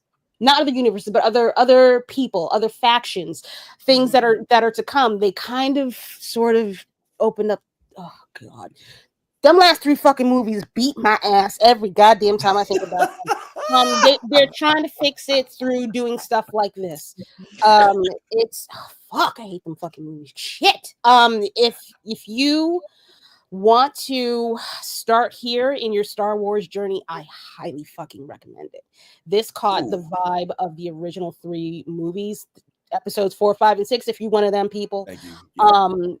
And takes off. This shit this got me back into Star Wars. This officially got me back into Star Wars. Okay. I never fell off, but the fucking 3 last goddamn movies pissed me the fuck off. Yo, you're talking about the sequels. The Okay, you're talking about the sequels. All right, so so all three of them you didn't like Force Awakens? I liked Force. So let me change it. I like the first two sequels. What is that? 7, 8, Force 7, Awakens, and Last 8. Jedi. I like 7 and 8. 7 and 8. Gotcha. 9 fucked them up. Yeah, yeah. It's, How that's you can't that's just what bring it is. It left us like Palpatine out of nowhere. Yeah, I'm like, what? Why? Why did you do that? It was unnecessary. Thank you. Why did you do that? But this helps me forget it. This is like if you're in a perfume place and you're smelling a bunch of perfumes and you get a funky ass smell. This was coffee beans. Okay. This was a coffee. All right. Refresh the whole palate. Made me forget about that old funky ass smell. It's so good. It's so fucking good. Shout out to Mon Mothma. That's my bitch. We like to rave. Gang gang. I appreciate that shit. Yeah, get it, girl. Have a good time. Cassian is perfect. He's a perfect character, and I mean as far as writing goes, he's a perfect character. He has flaws. He overcomes those flaws. He sinks back into his shit. He don't know where the fuck he going. He don't know what he doing sometimes, but he just be going with it and advances the character. This was the best Star Wars show that I have seen in a live action show that I have seen in a very long time. Very long time. I'm done. I have more, but I'm gonna stop. I love how she prefaced at the end live action, which means that she loves the animated series instead of y'all. I did catch that. Yeah, but if go you ahead. ain't Lady Mandalore and you ain't watched Clone Wars, we're gonna have problems because you know, yeah. And I mean, Lady Man, you strike me as a Bad Batch watcher as well. Like, you know, maybe I have watched everything, even that terrible fucking Christmas show. What about Tales of the Underworld? Tales of the Underworld. Yeah, Tales of the Underworld. Okay. Wait, I want everybody to go. I swear to God, I could have y'all here for another fucking hour talking about all this shit. I got things. I got connections. Oh, what you think? You think we scared? What you I think? Don't know. Like you think you gonna intimidate us out of content? I'm not trying to usurp all your whole time and turn this into a Star Wars podcast because I'll do it. Hey, listen, what we might do is we might have a special session to just finish this because we do got 30 more minutes. But I do want you to say what you got on your mind right now without feeling like you gotta wait, you gotta abbreviate it. Like give us the full Monty. Come on, man. Just tell us. If you are please play. If you are a video game head. Or if you want to go on YouTube and just watch the storyline, please play Jedi Fallen Order. Please play Jedi Survivor. Those stories connect to this. They do. Please fucking watch Tales of the Underworld just for Ventress's fucking story alone. Yes! Oh my God! Yes, thank you God. so much. Yo. Oh my God! That story connects to fucking Jedi Tales of the Underworld, which connects to. Go! Don't touch grass. Go watch. Sit in a dark room with a well-lit TV. Go watch these animated series. Oh my God. Tales of the Underworld, Tales of the Jedi, all of they're good. They are rocking the fuck out of them goddamn animated shows. Yes, they are. Yo! On behalf of the New Blurred Order, man, I just gotta say the don't touch grass part. I'm just gonna say maybe let's not go with that. We're grass touchers. Like we do a lot with grass. With the feet. Okay, with the feet. I can do that. You know, all right. Okay. Like that guy says he used his hands and his feet. You know, Trent with the feet. Yeah, we definitely on grass. But yeah, go ahead. Yeah, she was about to say something. My bad. So I was gonna say the only thing about the series of Andor I did find a little interesting was they added rape to Star Wars. They added more than just rape. Yeah, rape was different, but they cursed. They said shit. Well, that's what I was going to say. And yeah, they did curse too. Yes, there was drug abuse. Yes, no, was hooked on dope. Like this, and I think that goes to. I'm so sorry. I stepped on what you were saying. Yes. No, you're good. But that's what, like this series I think resonated kind of differently for a lot of people is because they threw aspects that they've never thrown into Star Wars before. I mean, think how long Star Wars has been out. 78. This I love what you say, Lady Mandalore. I agree. Best Star Wars show. I didn't believe that at first. At first, I was a Mandalorian guy. The first 2 seasons of Mandalorian I thought were insurmountable. Like, I didn't think anybody could do better than that. Grogu on her shirt. Yeah, of course she got Grogu, man. Look at that, look at little baby. So, so we first originally had we were like broken in half about Andor versus Mandalorian, and Yaz and Ty and I were like, nah, Mandalorian, bro. What the fuck? You know what I'm saying? M's up, you know what I'm saying? Y'all talking about, but the other, some of our other co-hosts was like, nah, Andor is the best. We was like, does he have a jetpack? Does he have a black saber? You know what I'm saying? Like, does he have his own Slave One? I don't like the name, but does he have a Naboo starfighter for like? No, he ain't got. Does he have a little green friend that's 60 years older than him that rides around on his lap? You know, like, I mean, 50 years. So it's like, you know. But then when my homeboy Tyrone, who was on here before, he's no longer with us, but he put it to me in a way. He's like, this is what the wars in Star Wars is about. Yeah, like you can't make Star Wars just about Jedi, Skywalker, lightsabers. No, wars is in the title. It's like, it's literally called Star Wars. So like, what are the wars about, and how do they affect the average person? The dude who got to go up and buy 2% blue milk on a daily basis because he needs some way to have a conversation with his mom over some Fruit Loops. You know what I'm saying? Like, these are the things that we get to see in this. We saw the government, i.e. the empire, really kill people and try to blame the people. They tried to blame. Not try. Oh no, they did. No, they did. They blamed the people. Like, so, like, all this time we watching Star Wars and we're just kind of thrust into it. When you first see long ago in a galaxy far, far and away, they give you this whole story, which I just learned recently, that George Lucas didn't have that whole entry part, the lines that, you know, the scroll up, like, yes. That was a Steven Spielberg edition. I didn't know that. Like, he was like, how you just gonna throw people in the middle of a story? He's like, there's no context, and that's where the stuff came from.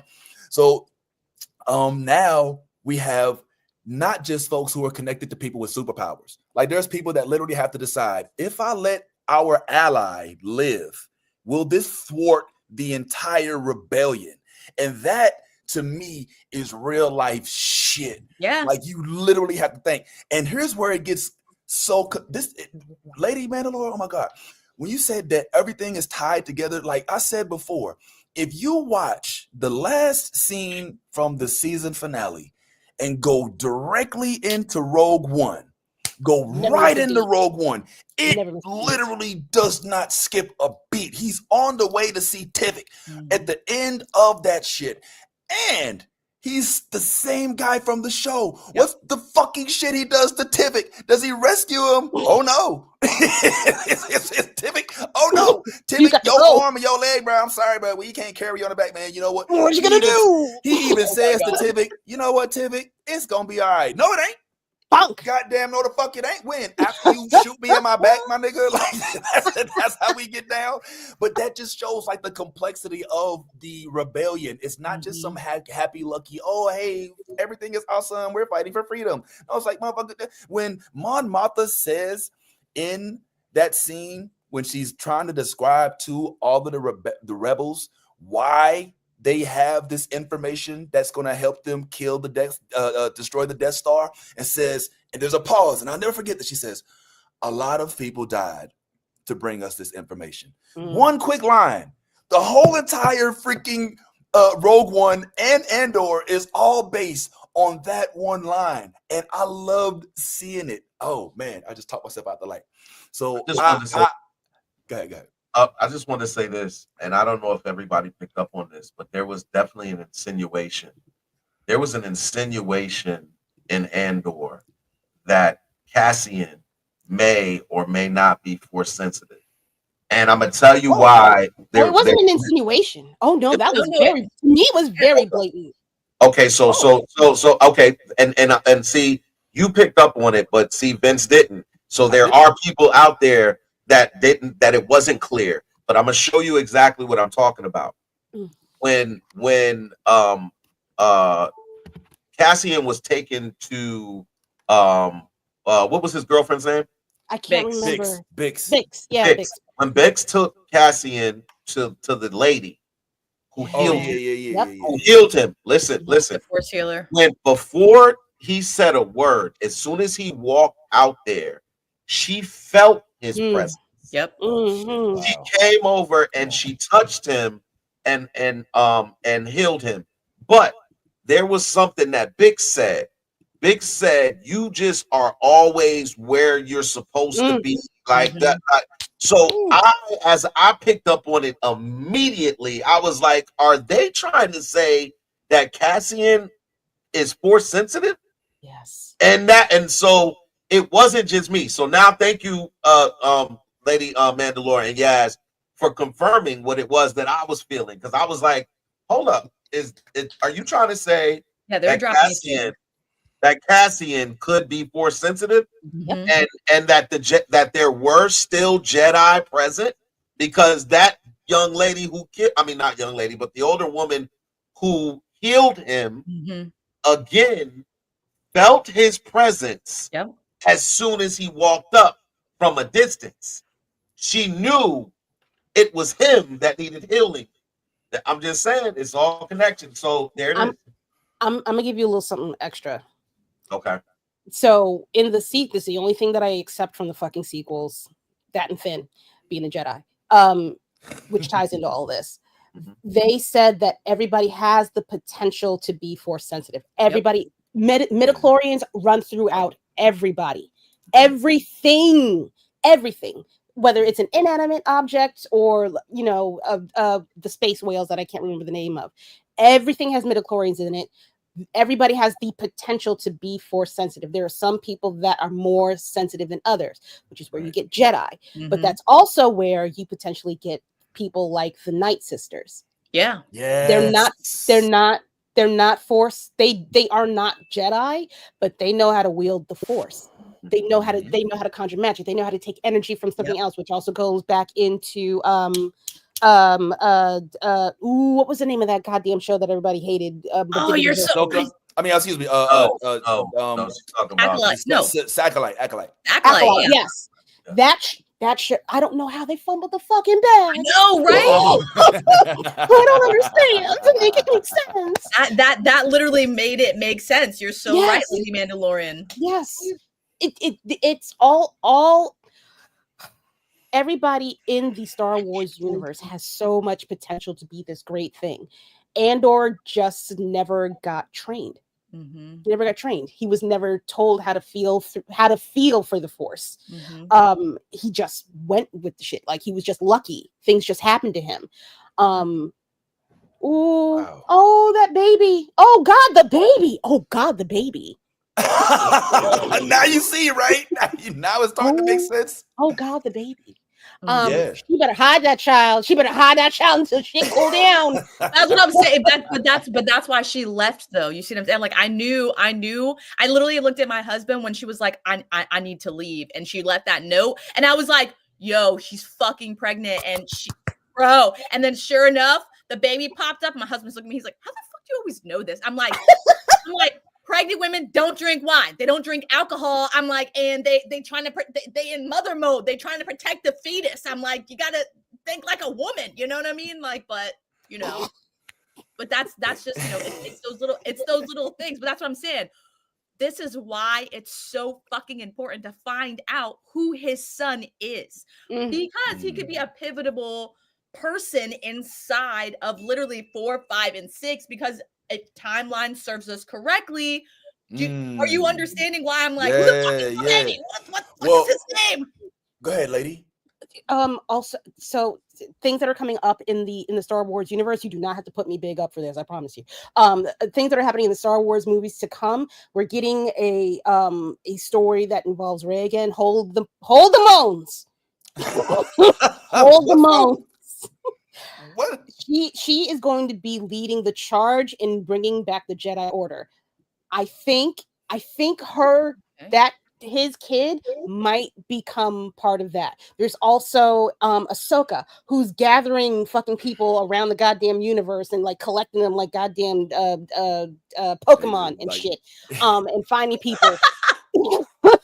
there's this story is, oh my god, this is a 10-year story that we're seeing the start of.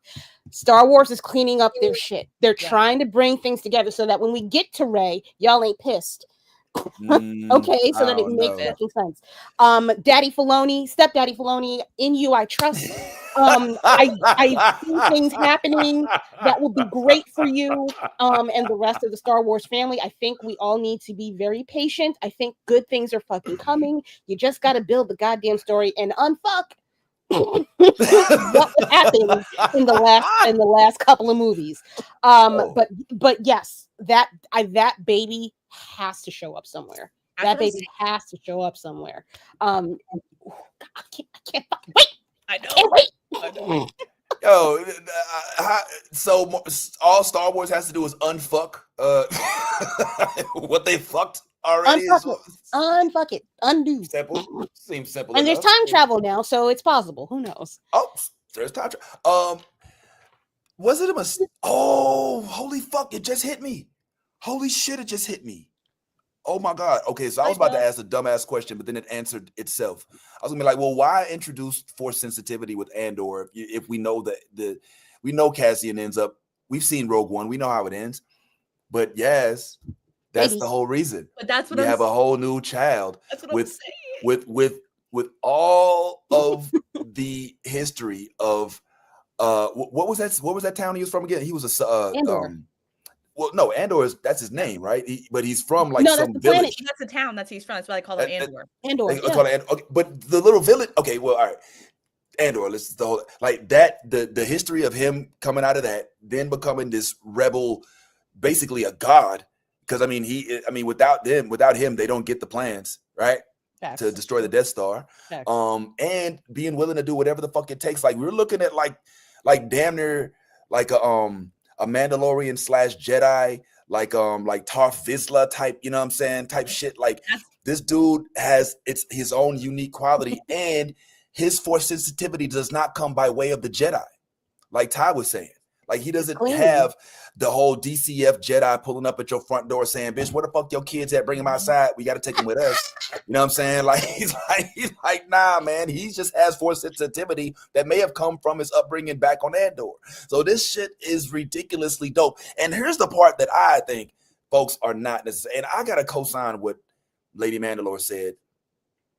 That this is. I don't normally do my own solos, but this is.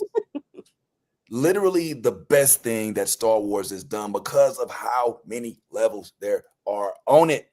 Like it literally fixes the issue of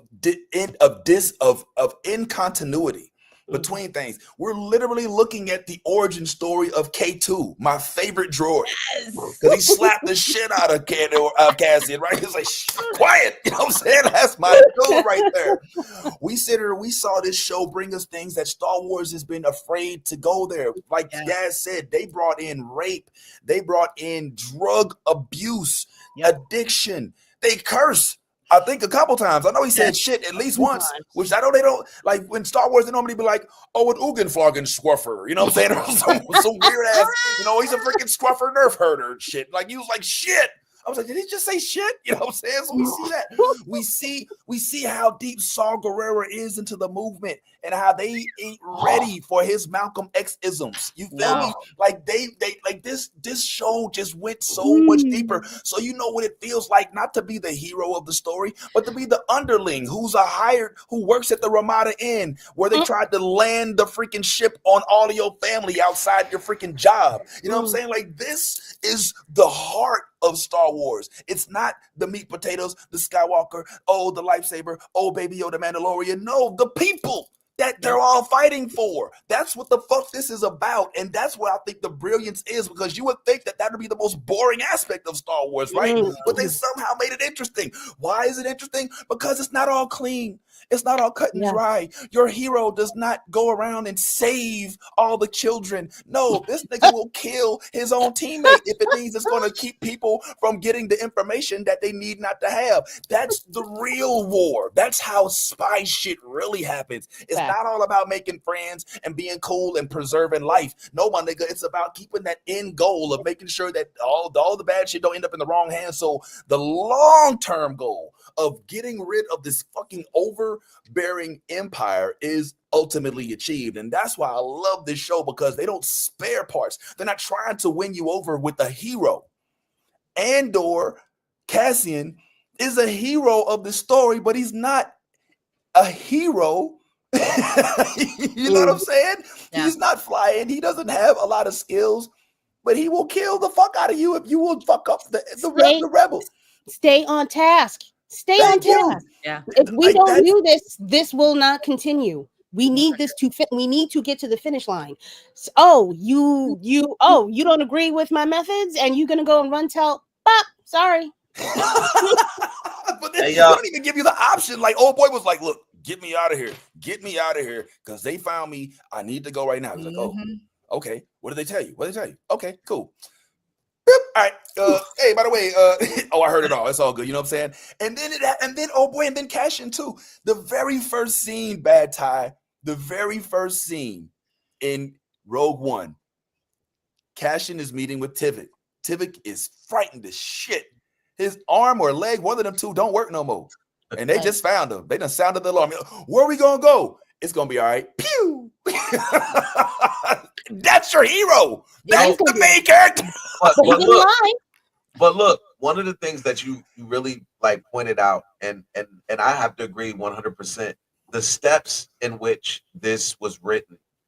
You take Cassian from season 1, who hasn't the faintest idea what he wants to do with his life, let alone how to run a rebellion.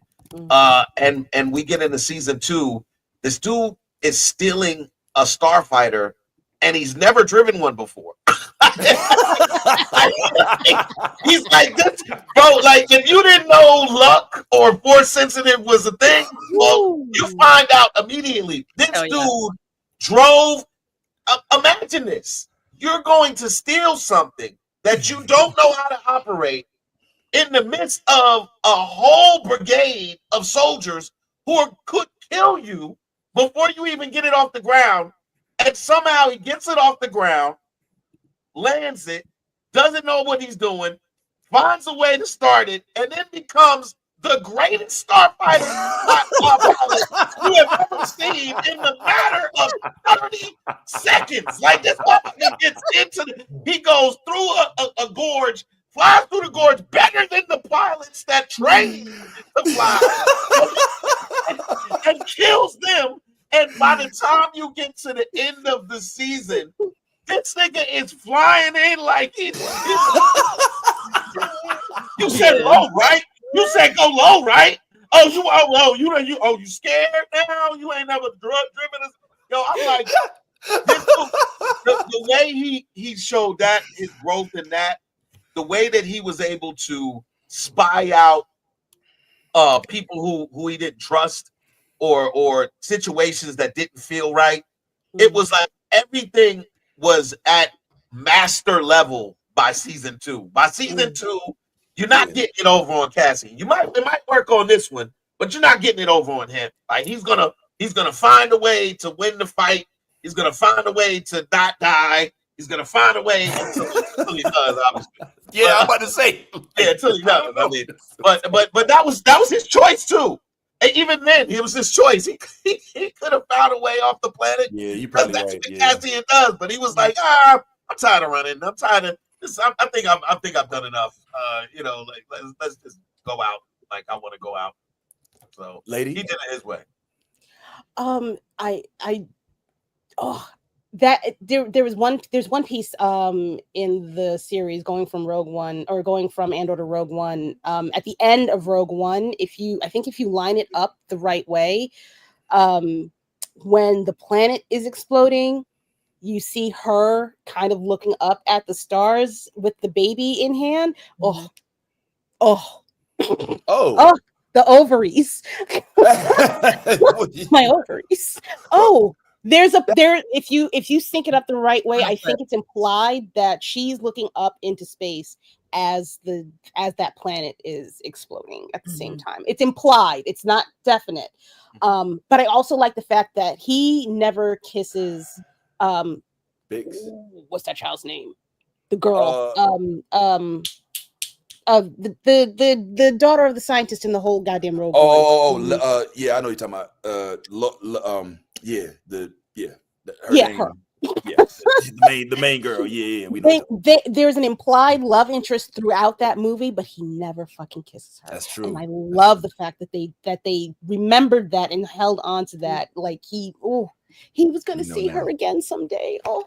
His baby. Man. He was supposed to go home. True love was. But drop everything. Then the storyline for basically is, because to kind of start wrapping up, Andor dies without knowing that Bix is pregnant. Mm-hmm. He doesn't even know. He loved her. But he loved her. He was going to give it all up.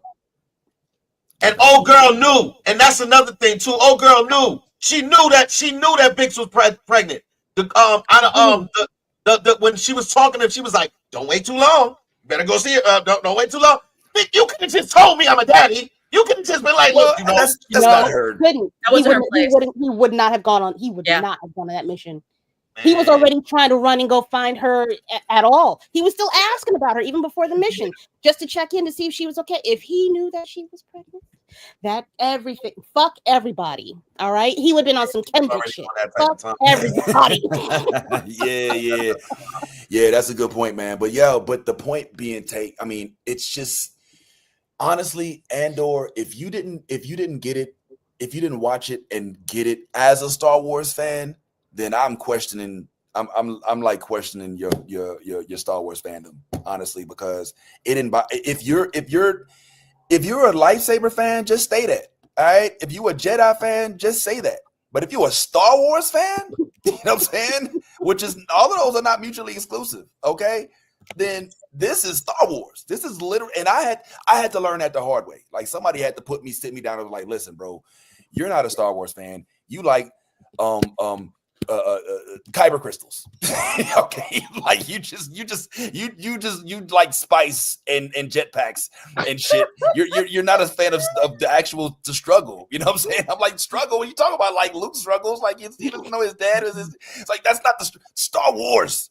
He's like wars. He's like, you gotta keep the war part. But anyway, we will never be able to get everything that we want to talk about, because even Ty's been pushing me about Tales of the Underworld, and that's something that I've been watching as well. So we have not been able to really. So I would hope, because we are running low, because we don't want to be an all-day show. I know there's a lot of comments. We just gonna start. We gonna finish whenever we finish. No, I got shit to do, and all of us do too. So, so as much as we love having you for this short stint, we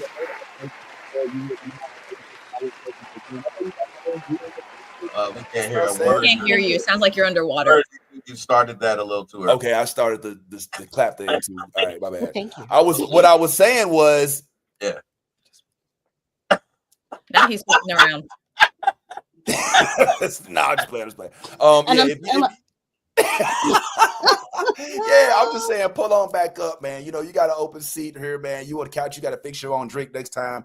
But fam is in the building. Thank you so much for providing us with some insight on all of those subjects. And real quick on the way out, we can find you at Rumor Blurs and where else again? Okay, so you can find me. I'm on a break right now, but you can find me on YouTube and Twitch at Roomful of Blurs on Sundays at 7 p.m. Eastern Standard Time. I will be returning for our live shows with the one and only Navy Montel on July 27th. But you can also catch me on Blur's Eye View. We record on Tuesdays and Thursdays. We are also on a break. That show will be coming back in August. They record live at 8 p.m. Eastern Standard Time. You can find me throughout the internets in general. I do voice acting, all those kinds of different things. And hire me. Hire me. Your girl be bored. She be making up characters in her head all the goddamn time. Hire a bitch. But I think. Oh, and you can find me at various cons. Also, I'm a part of the new streaming app that's coming out soon called Blurred Station. Hellspawn Cosplay is also a part of that. He is fearless leader when it comes to that stuff. And yeah, find me, bitches. I'm on Instagram. I'm on TikTok. I'm on Twitch. Good God, Blue Sky, Spill. That's it. Truth Social, Christian all the Mingle, socials, all the that good socials are the stuff. same. Yeah. It's just room full of blurs. Yep. Room full of blurs. Well, thank you so much for joining us today. It's really been fun. And thank you for providing the insight again. I hope you had as much fun as we did. And thank each and every, and thank you, Yas, for snatching the wig. And you too, Ty. Same thing. Thanks for snatching the wig. Just playing. Snatch the hat. They did say they wanted to see your hair, Bad Ty. Yeah. What the lock said, Ty. You hey, bring the ponytail back. Let's see it. Bring it to the front. No, not the hang time. Not the hang time. Well, as we always say on New Blurred Order, be your authentic hair. Without being your authentic hair, would you being fake? Now let me stop. Be your authentic self as always. If you ain't being yourself, you being fake, and ain't no honor in that. And as we always say, if you a geek, go ahead and let that geek flag fly. See you next time. The New Blurred Order is one of my favorite places to visit. I hope you'll join us next time.